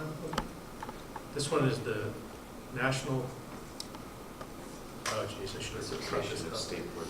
It's the Board of Education, but it's very similar, right? So the end is more the Department of Education type, Board of Education type stuff. But you were thinking about maybe attending that because it's The close. dates work for me. I can't make the Iowa one, doesn't work with me, but the dates for the other one work. It's quite a bit more expensive, but I would attend the whole thing for that reason. I'd go for it, so. And you know, in the past, board members have attended the national conventions, but normally the barrier is cost, especially when there's flights involved and all that stuff, and time, but given we have one close. Everybody good with that? Sweet. Anything else on conventions and training? Moving on to committees and liaisons, I think we've worked with most of the committees. Yeah, you know, I think I have to bail from the insurance committee, so I was looking for anybody who might be interested in that. Paul mentioned he might be, I don't want to put words in your mouth. And I thought I was gonna make up for that somehow. You know, right now I'm on the Iowa City Assessors Conference Board with Latasha. It's been the easiest assignment we've ever had because their meetings entirely conflict with ours, and so we can never attend. And so it might make sense to put somebody else on that and have me take Chase or Amy's spot on the examining board. I don't know when they meet, but at least maybe I'd do something if I was on that board. So, throwing that idea out. Which one, Chris, were you saying get off? Iowa City Assessors Conference, but we need to have somebody named there, but none of us can go to it because of the schedule that they use. And only 5 of us are eligible because it's us, the resident of Iowa City. What's the schedule? I forget what the comment is. It's like whenever we have a It's like an education committee. Oh, okay. Maybe or Third something. Tuesday of the month. Yeah, it's like one whatever of the pattern days we were we have, following like, or something. they were because we also- have that meeting earlier, so we can't even like really sneak in and come. That might work now because we're going every other month. Also, it might That's work true. because, That's true, I forgot about that. you know, Did we catch? I'm happy to stay on that one. I know I'm getting out of it, but it's like, no, that's the, if you wanted to throw a little more at me, it might be, I could do more if I was on the examining board, where I don't know what their schedule is, but maybe I could at least attend those. Oh, yeah, because for that one, you can't be on the other one. Right. Anybody want to add to the Iowa State Assessors Conference Board? I think I'm already Well, on it's that, right? Sunday, that's the way to write it. Oh, okay. I'll stay. That's the easiest assignment you had to resident of Iowa City. That excludes me. Oh, you're not actually in the city, right?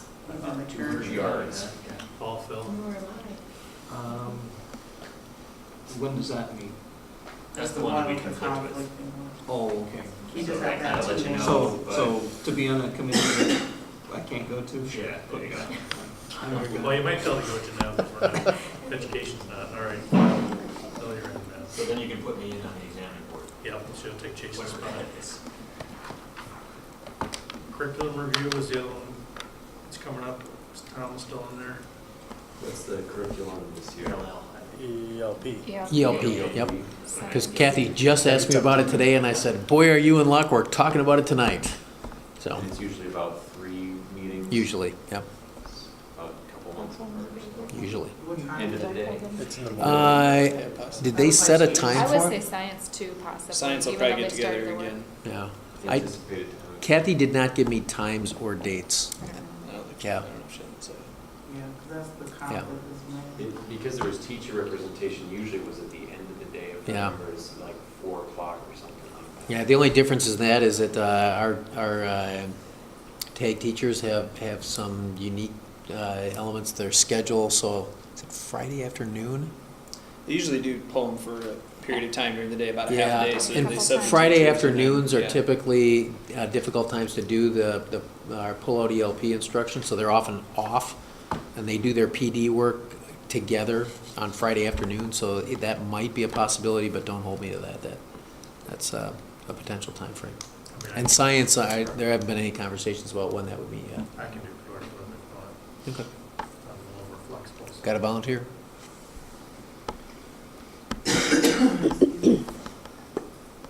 So All right, you had me. Health insurance, did you take, Chris? Yep. It's a good one, you learn a lot.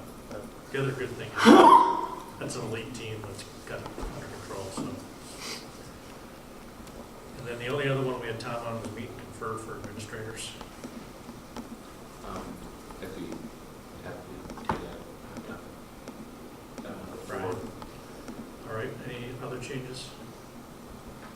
I just wanted to mention that since the Transportation Committee is doing a secondary grouping, I actually can't even make the Transportation Committee meetings on a regular basis this year because of a schedule conflict, but if somebody had interest in being in that secondary committee, I think that would be great, because I do find that They would appreciate that. that you do pick up things that Yep. And are you volunteering and being voluntold? I have been voluntold to do that. What's the schedule on that? I just thought, Somebody with Ash. when your face just almost fell off. They've got months picked, I don't think they have dates picked. Do you know what time of day that They're in the Email evening, them if I yeah, can but I don't just- have dates for the secondary one. I don't mind taking that, that's, You want secondary transport? I just kept voluntold, you gonna take me over without asking me. You had a chance. I said I was, Lord, Latasha can have it, I'll be the alternate. Yes. I was just gonna say that. there you go.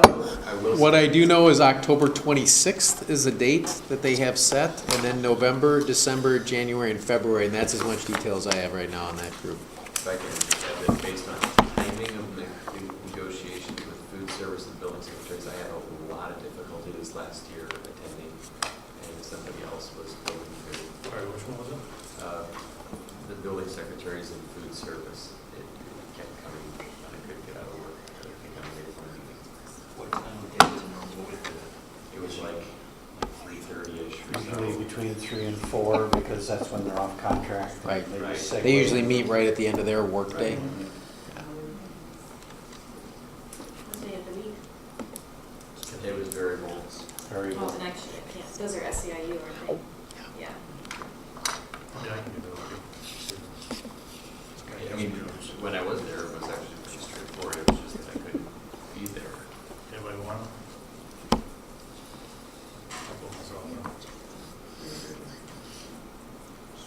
If anyone's interested in doing the Black Voices Project or CWJ, feel free. Sounds good. Figure as a black person, I was already a voice there, so. Other change? I'll do the Black Voices. I think CWJ kind of comes with that. Sure. I've been going to most of them. So we scratch you with Dash because you make, all right. But, oh, sounds I good. can go as a community member. Right. All right, other changes going once, twice? All right, legal counsel discussion. Steve, I think you were Sure. So I- willing to offer some. Well, I think maybe part of the conversation is just to make sure that we understand the context. So the district as an entity has a council, and that's Joe. So technically, he doesn't represent the board or the administrative team. He represents the corporate entity of the school district. That means in practical terms that 99.9% of the time he's representing all of us because our interests coincide. But there are times when there are separate interests. They're usually pretty well defined. They're either employee issues or student conduct issues. And then there's usually a representative for the administrative team. And then like we had last time, in the past, we've frequently had a representative for the board team. And that is to provide counsel on procedure and questions that might arise about school law that occur. And I think when I first joined the district, the best example was we were having a lot of student expulsions that first year that I got here before we changed some of the discipline protocol.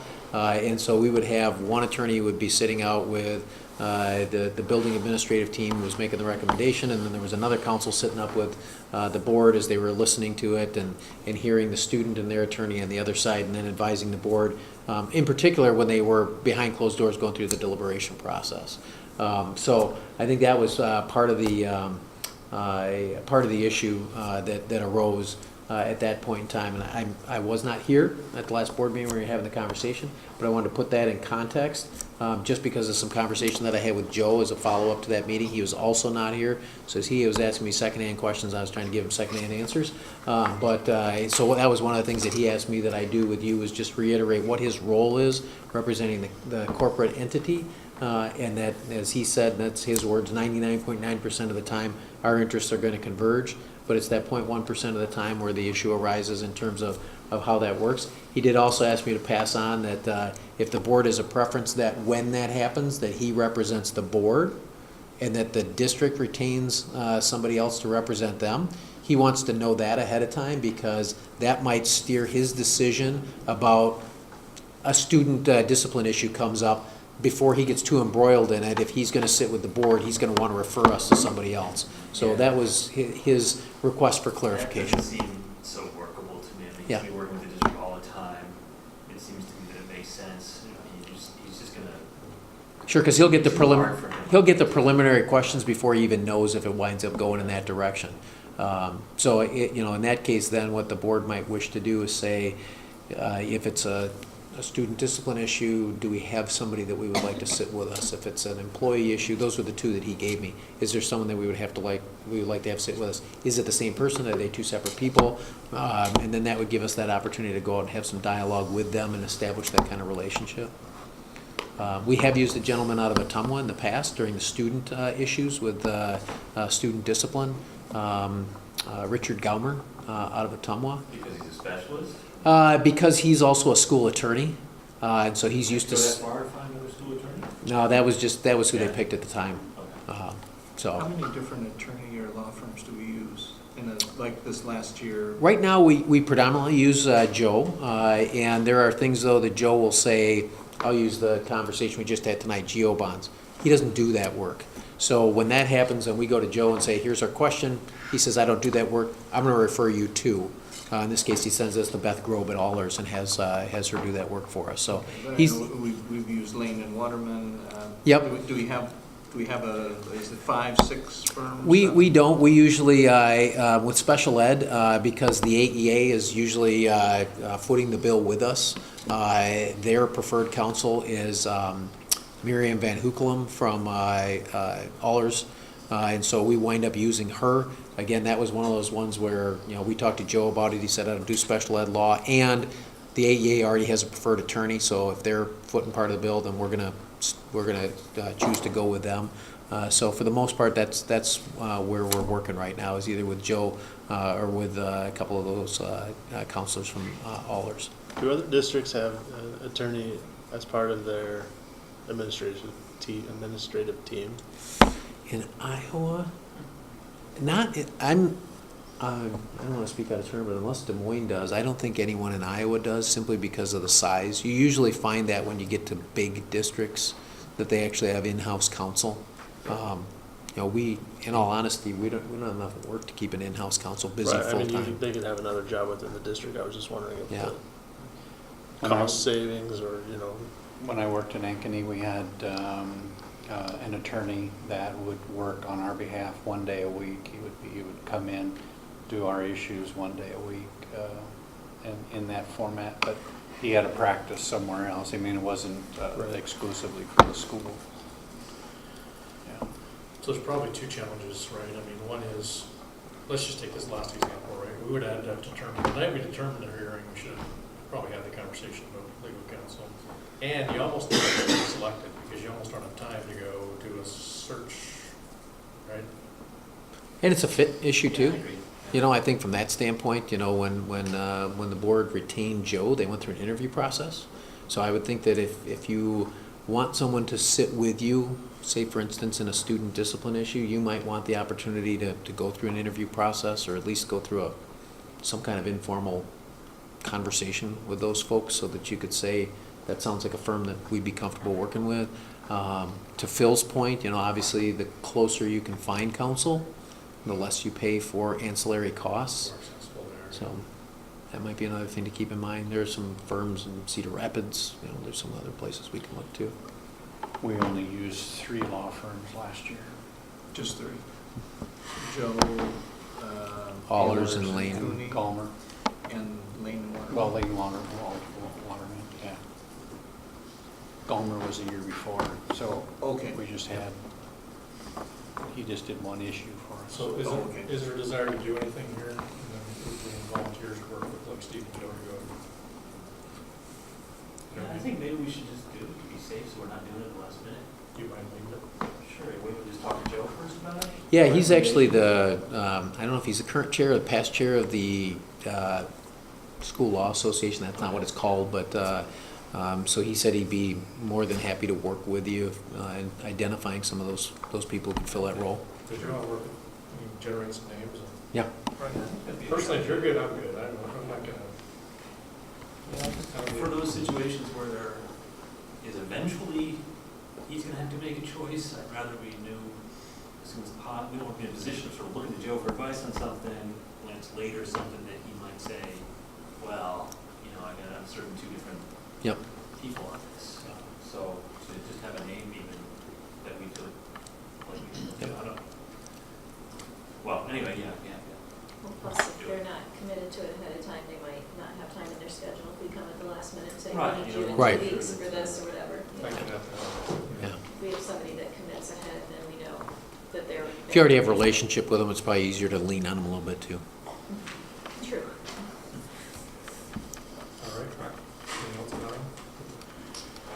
Next item was annual reviews. Steve, you talked about maybe.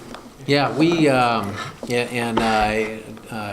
Jane and I had this conversation that what we'd like to do is, in all honesty, over the last few weeks, Jane's been awfully busy, and that meant that we didn't have the time and attention to devote to putting a report together. And then we actually started talking about it. One of the questions that we had was, what are your questions?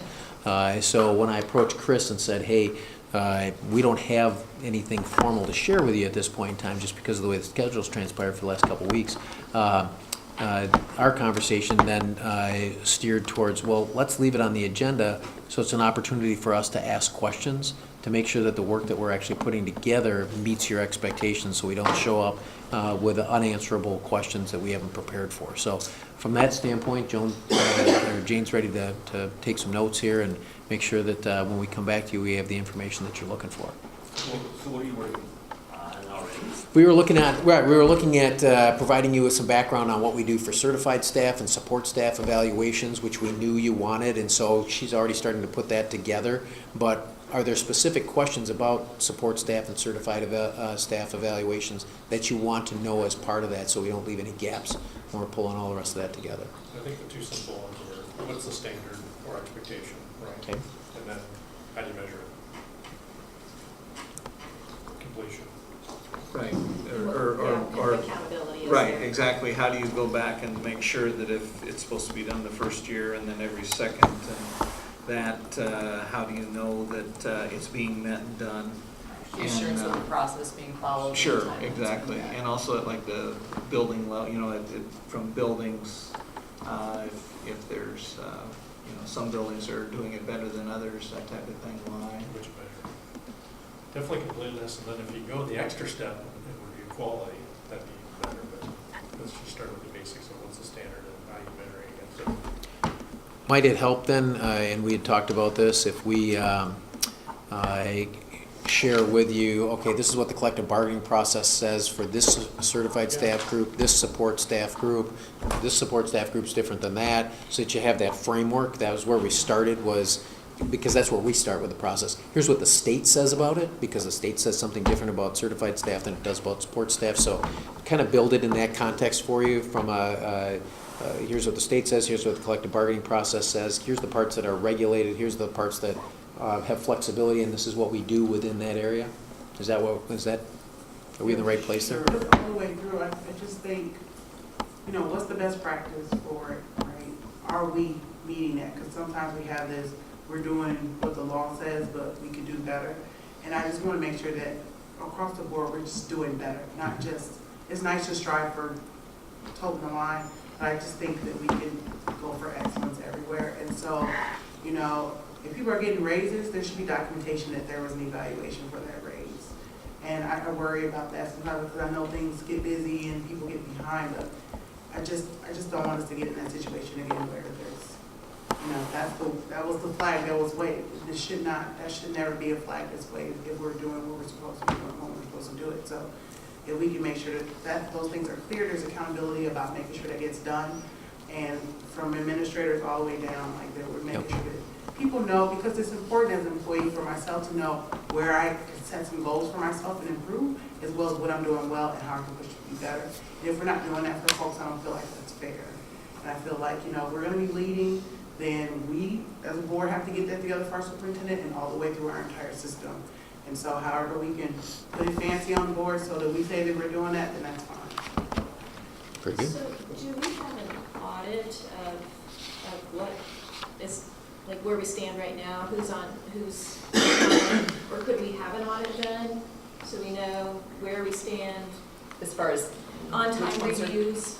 Those are tracked through the Human Resources Office by the specialists in there. So as dates come up, they create the list for the principals. They check off when the documents are turned in and filed, and typically are really good at following up with principals when we don't receive certain documents, or if some, like we have a couple of buildings where there is a pretty substantial number of evaluations that are due for them this year.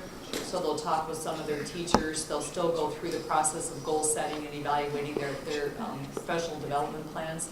But they may move their, especially if it's a veteran teacher who's had some pretty solid evaluations, they'll ask to move it back a year so that they can do a quality job with the ones that they have. We had one teacher that, administrator that had 20 evaluations. It just, how it cycled, and with new teachers being hired, it's a little more Transfers time between intensive for buildings. those particular individuals. So we try to adjust to make sure that it is a good process and meaningful process for both the administrator and the employee too. Is there any way to jump on that in advance, and we can roll it out so they can see in 5 years you have this many? They do. Yeah. They get a 3-year, Our problem is the people cycle is move. 3 years long, so. Well, they'll yeah, I get mean, and I know that Yeah. happens, but I just Yeah. think being planful could be Mhm. helpful. Right. Although it does change depending Yeah. on the New people, retirements and new exactly. staff, and, with transitions now with new buildings opening, that's going to have an impact on where new folks go, all those things. But they get a 3-year view. Okay.